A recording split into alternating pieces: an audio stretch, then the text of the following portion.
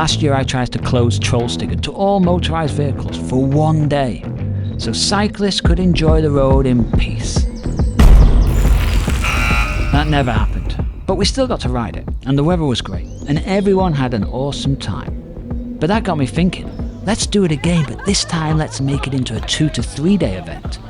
One ride is just not enough in a place like this. But then that party pooper, Mr. Logistics, got involved and started talking sense to me. Don't you just hate that? He said, "You're a one-man band with limited resources. Don't be so stupid, boy." And I thought, well, that was it. Until I got an email from this man.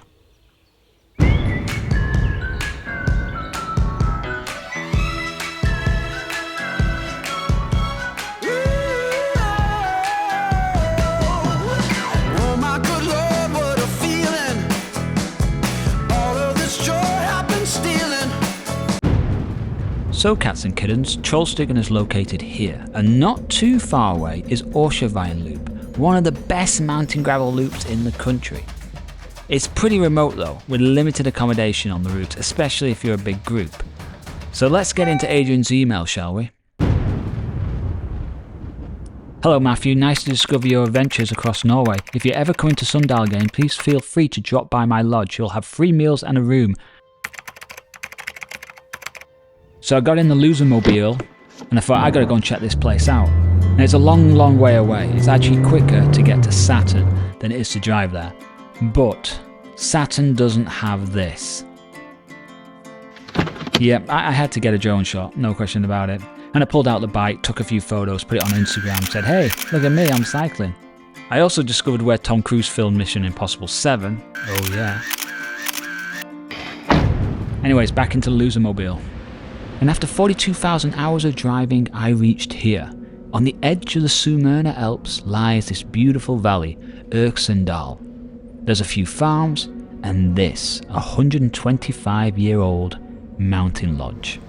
But this is not a traditional Norwegian lodge or cabin. It was built by my kind, the English. Well, not these guys. This man, Lord Phillips, who built it back at the end of the 19th century. He was part of what was known as the Salmon Lords. The English aristocracy that came in the 19th century to do some fishing. However, after the Second World War, times became tough for the lords and the lodge was sold off. For decades it swapped hands and fell into disarray at times. It was last owned by the Norwegian Trekking Association. But my friends, come off the hour, come off the man. And this is where Adrian stepped in, on a mission to transform it back to its historic past. Everything you see in the building, he bought and transported it to the lodge. And in 2023, the lodge was awarded the historic hotel plaque that only the grandest hotels in Norway receive. The lodge has won several awards and is a hidden gem in this quiet area of Norway. There are premium rooms in the lodge, but there's also dorms and basic rooms in a separate building for those that want to save a few kroner. And best of all, there's a sauna and a fridge full of beer and wine. So if you've got any close friends while they're on the toilet, you can just sit back and relax and have a chat to them. I think this is a real nice personal touch that the lodge offers. But back to Adrian, because the story deepens, my friends. Next year he plans to cycle his trike recumbent bike from the northernmost football club in the world in Hammerfest, Norway, all the way to the southernmost football club in the world in New Zealand. He's doing this for 3 children's charities and you can read all about it in his amazing website. I'll leave a link in the description below. So we have a fantastic base, a fantastic host, fantastic scenery. What more could we ask for?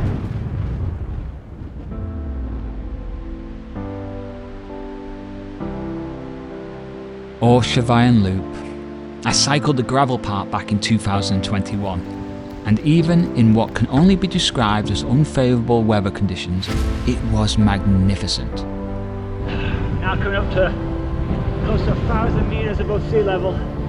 This will be the last Loop Series episode, and you have a chance to star in it. Can you see this, guys? Can you see this?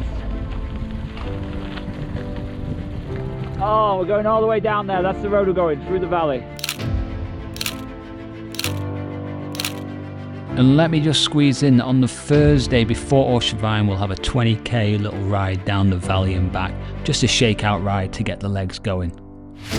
Then on Saturday the 14th we're going to cycle the world famous Troll.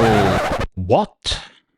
Yep, they closed Aursjøvegen to all traffic this year because of safety concerns. People were still cycling it for a while, but then they put up these barriers.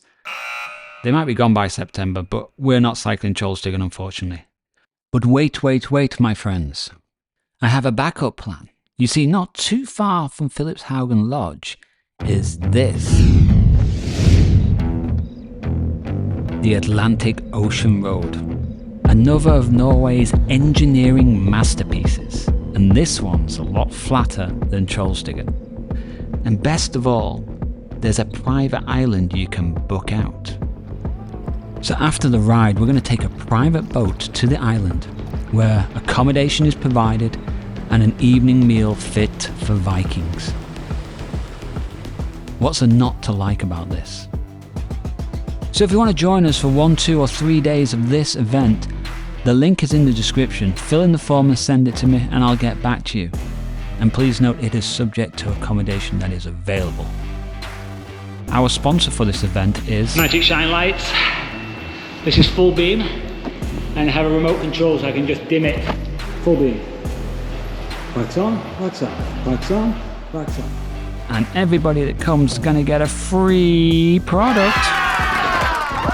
It's just one epic route after another. Wow. Absolutely incredible.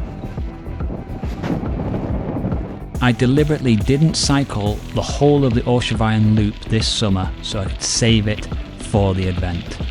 And I want you to join me. Because at times, I need a bit of help.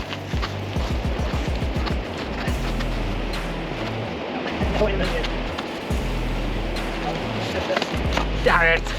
So what's your thoughts on this event, guys? Let me know in the comment box. It's certainly unique, it's certainly something a bit different. Obviously we don't know what the weather's going to be like, but I love riding in September. It's my favourite time. The colours in the mountains in the valley are just so incredible. So whether you can join or not, I'm going to make a video, and one thing's guaranteed. We're going to have fun.